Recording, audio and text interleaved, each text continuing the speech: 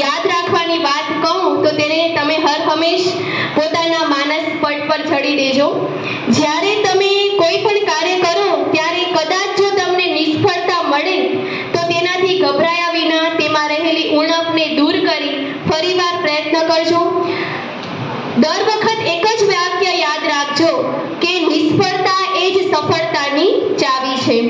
જીવનમાં ક્યારેય નાસીપાસ ના થતા, ગમે તેવો કપરો સમય આવે તો પણ ભગવાન કે ઈશ્વર અલ્લાહ આપણા માટે કોઈ એક બારી તો ખુલ્લી રાખે જ છે.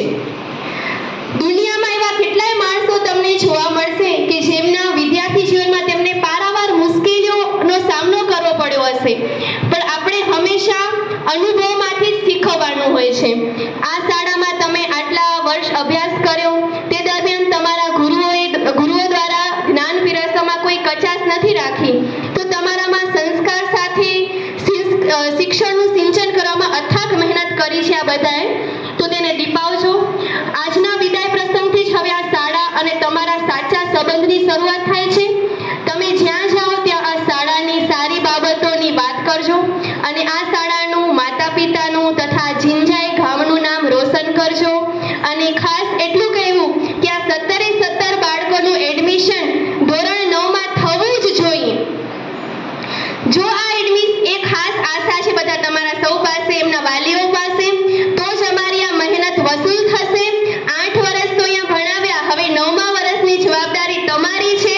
અને આ દીકરીઓને પણ ખાસ એમના માતા પિતાને ખાસ મારી નમ્ર વિનંતી કહું, અપીલ કહું, રિક્વેસ્ટ કહું કે આ 9મા ધોરણમાં બધા બાળકો મને હાઈસ્કૂલમાં જતા જોઈએ, પછી ભલે તમે ગમે ત્યાં ભણાવો, પણ આ બધાએ 9મા ધોરણમાં ભણવાનું જ છે. એક વચન લઈને જાઓ અહીંયા અમારી પાસેથી. અને માતા પિતાઓને પણ ખાસ એવી વિનંતી કે અમારી તમને ક્યારે પણ કાંઈ પણ જરૂર પડે, એડમિશન ફોર્મ પણ અમે ભરી દેશું, કે અમને નથી આવડતું કે અમારે આ છે, કોઈ પણ હેલ્પ આ શાળા પરિવાર તમારી કરશે, પણ તમે ખાલી તમારા બાળકોને આગળ ભણાવજો એવી હું નમ્ર અપીલ શાળા પરિવાર તરફથી કરું છું. કે ભણતર વગર આ દુનિયામાં કાંઈ નથી, બરાબર?